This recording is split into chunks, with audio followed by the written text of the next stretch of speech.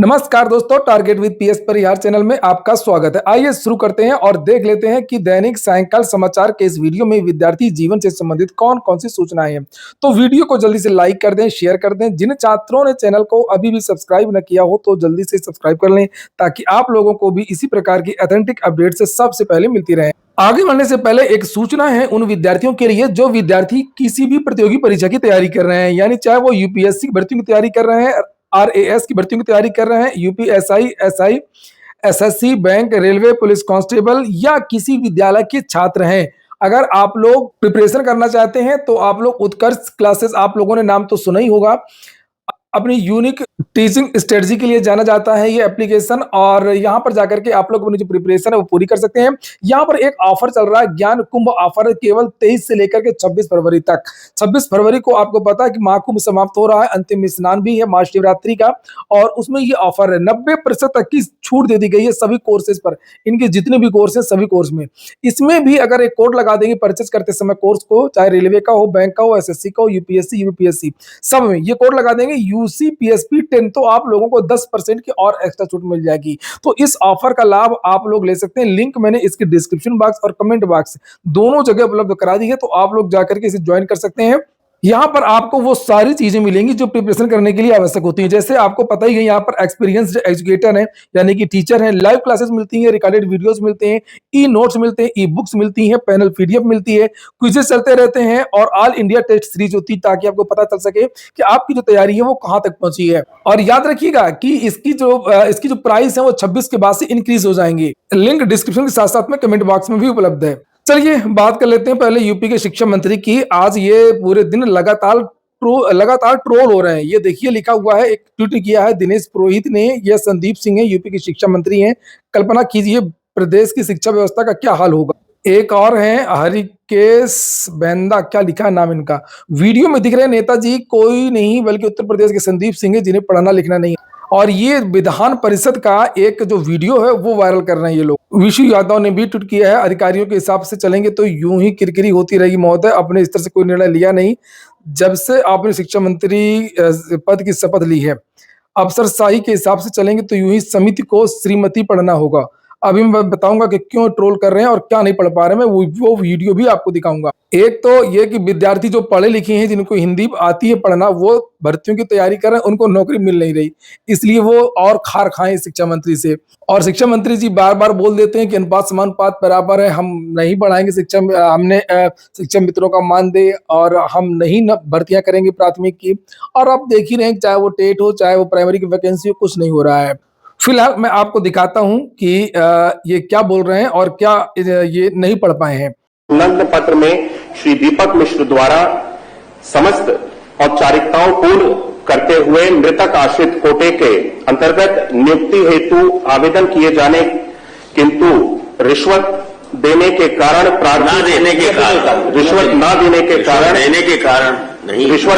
के कारण समझ रहे हो आप समझ रहे हो। यही नहीं, अभी और सुनिए। मानसिक यादव, माननीय सभापति विधायी समाधिकारी श्रीमती का पत्र दिनांक 13/9/2024। समिति है वो, समिति विधायी समाधिकार समिति का पत्र दिनांक 13/9/2024 श्री दीपक मिश्र। आप लोगों ने, ये मामला ऐसा नहीं है, और ये योगी 2.0 जो सरकार आई थी दोबारा जब चुनाव हुए थे 2022 में, तो उसमें ये इकलौते ऐसे मंत्री थे संदीप सिंह जो विदेश से पढ़ करके आए थे। ये इन्होंने जो अपना स्नातक किया, ये दिल्ली यूनिवर्सिटी से किया है, और परा स्नातक यानी कि एमए इन्होंने यूके से किया है, यानी कि great Britain Leeds Beckett university से इन्होंने अपना परा स्नातक किया है। और शायद इंग्लिश मीडियम होंगे, इसलिए इनको ये नहीं पढ़ पाई हिंदी। और ये भी एक कारण है कि जमीनी नेता नहीं है, ये पता है आपको। पूर्व मुख्यमंत्री कल्याण सिंह, उनके ये पोते हैं, और इनको जमीनी चीजें नहीं आती हैं, और इनको बना दिया गया बस मंत्री। तो जब आदमी जमीनी नेता नहीं होगा तो उसको कैसे पता चलेंगी बेरोजगारों की समस्याएं, गरीबों की समस्याएं, और जो लोकल भाषा है हिंदी, हमारे भारत की भाषा है। चलिए हम अब बात कर लेते हैं पहले टीजीटी और टीजीटी पीजीटी की बात करते हैं। यहाँ पर लिखा हुआ है टीजीटी पीजीटी एग्जाम में बोर्ड परीक्षाओं का अड़ंगा। हाँ, बात सही है। मैंने एक दिन वीडियो बनाया था इसको लेकर के, आप लोगों ने काफी देखा भी था कि जो परीक्षा पेपर में भी आया था अभी 2 दिन पहले शायद, शिक्षा सेवा चयन आयोग में परीक्षा केंद्र नहीं मिल पा रहे हैं। तो जो भी पत्र भेजा गया था शिक्षा सेवा चयन आयोग के द्वारा अलग-अलग मंडलों में, जिलों में, तो उसका जवाब नहीं मिल पाया परीक्षा केंद्रों को लेकर के। बहुत रेयर एक आध सेंटर से आया है और उसका कारण है कि बोर्ड की परीक्षाएँ चल रही हैं। बोर्ड की परीक्षाओं का इतना दबाव है कि कुछ गड़बड़ी ना होने पाए, पेपर लीक या कॉपी की अदला-बदली, कुछ भी मतलब अव्यवस्था ना होने पाए, तो जो प्रबंधक हैं और जो लोकल स्टाफ है, प्रशासन वगैरह, वो उसमें व्यस्त है, अपने-अपने जिलों में परीक्षा करवाने के लिए तैयारी कर रहा है। तो उसका जवाब नहीं इनको मिल पा रहा है, कोई ध्यान ही नहीं दे रहा है। टीजीटी-पीजीटी वो अपने एग्ज़ाम पहले करवाएँगे कि यहाँ पर टीजीटी-पीजीटी देखेंगे। तो वो अपनी परीक्षाओं पर लगे हुए हैं, हाई स्कूल और इंटरमीडिएट पर। जो अभी मेरी बातचीत हुई है, जो मुझे भी जानकारी मिली है कि कोई जवाब ही नहीं हमको दे रहा है। तो जवाब नहीं दे रहा है, जब तक ये सेंटर नहीं फाइनल हो जाएँगे, तो बाबा पेपर कैसे होगा? तो ये एक समस्या है, तो भैया ऐसा है, हो जाने दीजिए बोर्ड के एग्ज़ाम, उसके बाद में देखते हैं। अब फिर भी मैं यही कहूँगा कि आप जो तारीखें घोषित की गई हैं, उसी को मान करके पढ़ाई करिए। पढ़ाई करने में नुकसान क्या है भाई? नुकसान कुछ नहीं है ना, तो पढ़ते रहिए, सीट तो अभी आपको उतनी ही है। हालाँकि विद्यार्थियों ने उस तरीके से माहौल नहीं बनाया, सीट जुड़ने का पूरा-पूरा समय था। पोर्टल भी खुल जाता, नए बच्चों को आवेदन करने का मौका भी मिल जाता और पद भी जुड़ सकते थे, लेकिन कुछ हुआ नहीं और अभी होगा भी नहीं। तो एक तो कुंभ मेला और दूसरा आपका जो है बोर्ड परीक्षाएँ चल रही हैं, ये मैंने बता दिया जो चीज़ें चल रही हैं। अभी परीक्षा केंद्र जो फाइनल नहीं हो पाए हैं। अगली जो सूचना है वो एसएससी सीजीएल 2024 को लेकर के आज एसएससी ने 3 नोटिस जारी किए हैं। ये एसएससी की वेबसाइट और ये देखिए आप लोग 22 तारीख की date final vacancies of combined graduate level examination 2024 और एक और नोटिस जारी हुई है ऑप्शन कम प्रेफरेंस के लिए और एक और नोटिस जारी हुई है सैंपल ऑप्शन कम प्रेफरेंस एग्जाम। तो ये तीनों नोटिस जिन्होंने परीक्षा दी हो वो देख लें और ये जो पदों का विवरण अलग-अलग विभाग वार दिया है, इसे मैं दिखा देता हूँ। ये नोटिस है, ये देखिए, यहाँ पर ये नीचे लास्ट में टोटल पद दिए हुए हैं। 18,174 पद हैं टोटल और यहाँ पर जो है किनारे देखेंगे ये विभाग दिए, किस विभाग के कितने पद हैं, कौन-कौन से किस लेवल के हैं। एक और सूचना उन विद्यार्थियों के लिए जो विद्यार्थी ईडब्ल्यूएस कैटेगरी के हैं और जो मांग कर रहे हैं कि एससी, एसटी, ओबीसी की तरह ईडब्ल्यूएस आरक्षण में भी उम्र सीमा में छूट दी जाए। मैंने इसको लेकर के कई बार आपको बताया भी है कि बहुत सारे जो विद्यार्थी हैं वो कोर्ट भी जा रहे हैं। अभी हाल ही में मध्य प्रदेश की हाई कोर्ट के 2 आदेश आए हैं। एक आपने देखा होगा शिक्षक भर्ती को लेकर के एक आदेश आया था, जिसमें विद्यार्थियों को दोबारा आवेदन करने का मौका दिया गया पोर्टल खोलने को लेकर के, जो शिक्षक भर्ती विज्ञापन जारी हुआ था। और दूसरा यूपीएससी को लेकर के आया था। पहले विद्यार्थी यूपीएससी गए थे सुप्रीम कोर्ट ने गाइड किया था कि आप हाई कोर्ट जाइए, तो हाई कोर्ट में भी आदेश आया था कि इन विद्यार्थियों के संबंध में उचित निर्णय लिया जाए और जिस तरीके से एससी, एसटी, ओबीसी वगैरह को छूट दिया जाता है, इन विद्यार्थियों को भी छूट दिया जाए। अब उत्तर प्रदेश में तो अभी ऐसा नहीं है, लेकिन उनको भी उन विद्यार्थियों को बल ज़रूर मिलेगा क्योंकि देख सकते हैं तेलंगाना में कांग्रेस की गवर्नमेंट है और वहाँ पर इन विद्यार्थियों को ईडब्ल्यूएस के जो विद्यार्थी हैं, उनको भी छूट दी गई है।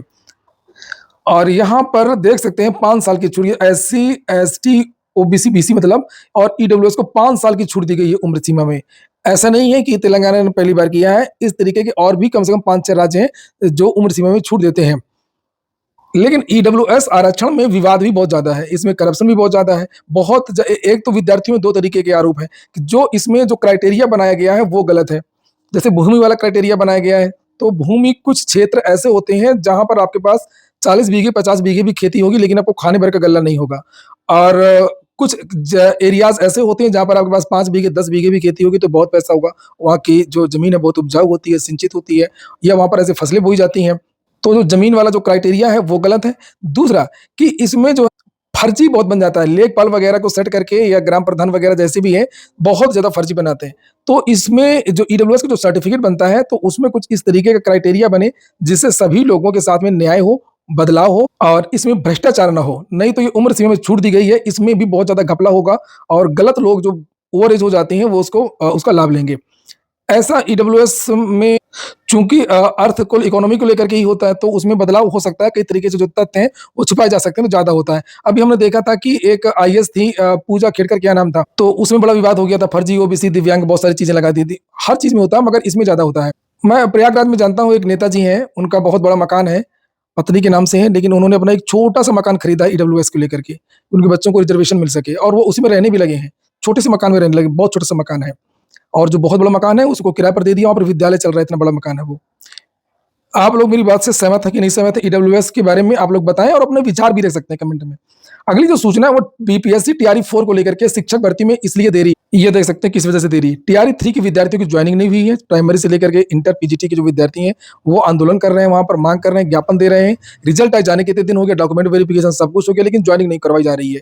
और बताया जा रहा है कि टीआरई 3 की वजह से ही टीआरई 4 के विज्ञापन में देरी हो रही है। हालांकि वहाँ के उप मुख्यमंत्री सम्राट चौधरी और वहाँ की बिहार सरकार ने कई बार कहा है कि हम 80,000 पदों पर भर्तियां निकालेंगे, लेकिन कब निकालेंगे ये सोचने वाली बात है। क्या विधानसभा का जो चुनाव आने वाला है उसमें फंसाने की तैयारी है, विज्ञापन निकाल करके फंसा दिया जाए? अक्सर ऐसा होता भी है।